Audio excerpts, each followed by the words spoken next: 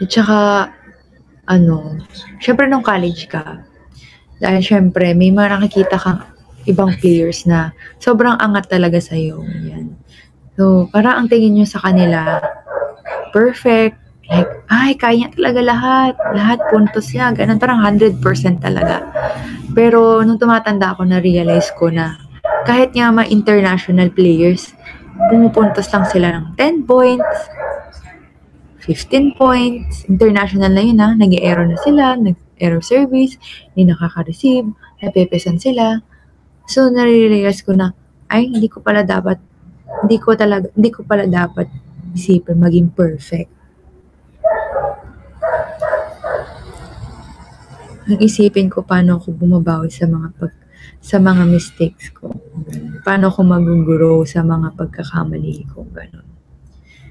So, yun, tsaka, tinanggap ko kung ano yung trabaho ko, gano'n, para sa team. Minsan kasi ang taas ng ano ko masyado kong mataas mag-expect sa sarili ko. Minsan, sa sobrang taas, hindi mo na nagagawa ang tama.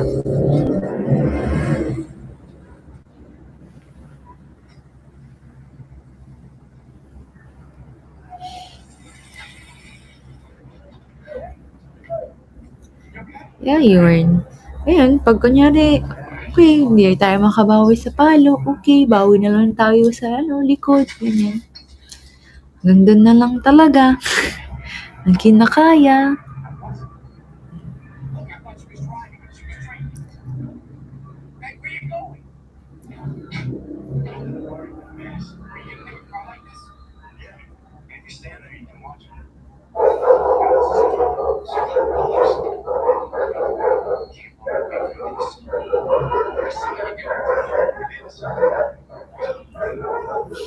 Mm-mm.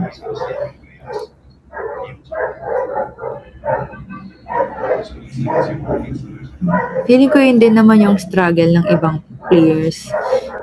Talaga. Siyempre, meron talaga silang standard para sa sarili nila. Kasi, nagawa na nila yun Diba? So, ba't hindi mo siya magawa lagi? Pero, yun nga, meron talagang araw na hindi mo talaga araw. Pero may araw talaga na araw mo talaga ganun kahit na anong gawin mo. Talagang kaya mong pumuntos. Ganun. Pero meron din naman talagang gifted na talaga na kahit kahit parang ito lang ginagawa niya pero kaya niyang makapuntos. So, kung nandun kayo sa sa kung may mga players dyan guys, hello sa inyo.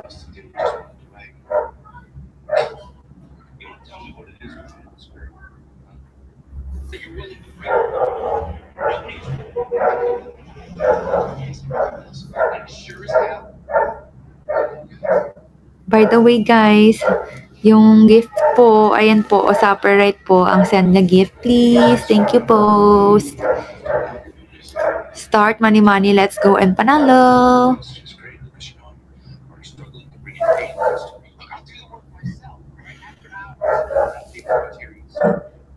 At saka lagi akong din ako, nire-remind din ako ni Ella, ganyan na yun nga, minsan, di ba, isa kunyari, may game, nanalo kami.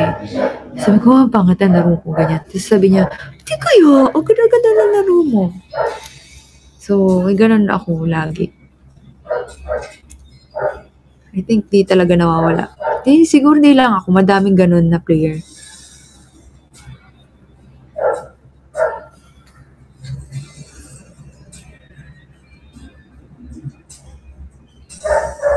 But school sa UAAP, lahat naman mahirap kalaban Lahat mahirap kalaban.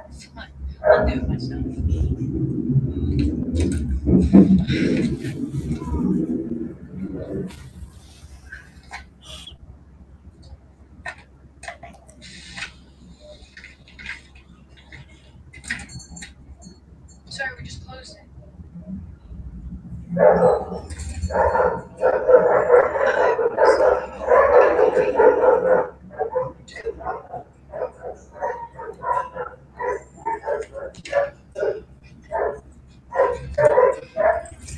Mm. Ay, ayan, dalawa kami may ginagawa eh. Pag may nag-stare down sa akin or may nag-aangat, wala, okay lang naman. Alam mo sa amin kasi mga players, like for example, si Chang. Ako na sampulan na ako. Pero hindi kasi siya yung, hindi siguro baka kasi ano naman kami, magkakilala na naman kami. So hindi niya ako, hindi ko naman sure, hindi ko man ako si Ate Chang eh. Ate, Chang na nga ate pa. Si Chang eh. Pero nag-aangas siya pero hindi yung angas na yung may iiyak ka, gano'n. Hindi pa naman niya ako nasasample ng gano'ng swag. Pero pag may gano'n naman, okay lang. Part naman siya ng game. Tsaka minsan yun nagpapaganda sa laro, ganyan. Diba? Pero, syempre hindi maganda kung masyadong OA na gano'n. Tsaka international din. OA nga dati, malapit na nga silang magsuntukan sa international pa to ha. Nagmumurahan sila talaga face to face. Ganon sila kalala. Pero ngayon kasi, hindi na pwede. Maaaway kayo.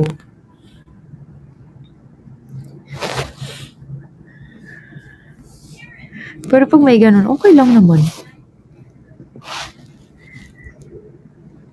Oh, di ba si Caraport? Oo, grabe yun. Feeling ko ganun din sila maglabas ng nila. Ng energy nila. Kailangan nilang may pampainit ba?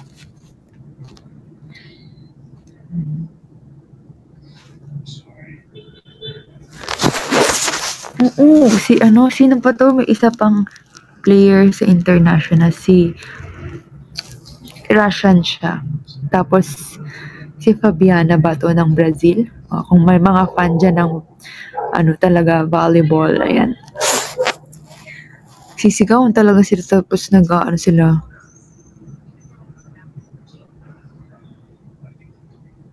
Ngayon, pag nangyari yun, ay madi-depress ka.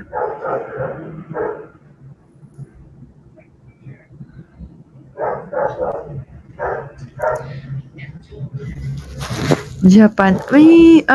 Okay, gusto ko yung Japan. Nakamiss kasi ako maglaro sa kanila, kahit yung women's. Yung tatanong ako kay Ate Gia, ganyan. Tinanong ko ng isang beses sa Ate Gia, sabi ko, sa Japan ba? Pag magsiset. Kasi may isang coach kami dati sa Creamline. Tinuturuan niya si Ate Gia mag-set ng walang tunog. Yung pag-set ba, walang tunog talaga. Siyempre mahirap, lalo kunyari, hindi mo yun yung pinaka natutunan mo. Diba? Lalo ngayon wala ituturo. So, sobrang hirap talaga. Tapos sabi ko, sa Japan ganun? Ganun ba sila ka-strict na kailangan perfect? Sabi niya, alam mo Gemma, nung nandun ako, na-depress na daw si sis kasi ay, kahit ang dali-dali, parang ang dali-dali sa kanila ng volleyball, ganyan-ganyan. So, tumagal, na-realize niya. Tsaka, sinabi rin sa kanya ng mga teammates niya doon ayun nga, si Ate Gia na nakikita niya nga na, ay, nag-error din pala sila, na wala silang receive, or nadodouble sila, ganyan. So, hindi sila perfect. Tapos, sabi pa daw nila, ng mga teammates niya na wag daw ganun yung isipin niya kasi kahit naman daw sila sa ating mga Philippines na volleyball, madami din daw silang natututunan. O diba, ang humble nila, perfect. Kaya parang wag daw masyadong mataas yung tingin, na perfect lahat, ganun. Pero kasi pag maglaro sila, diba, perfect din talaga. Think, marunong lang talaga silang mag-control sa agad, tsaka basic talaga na dun na yung control nila sa volleyball.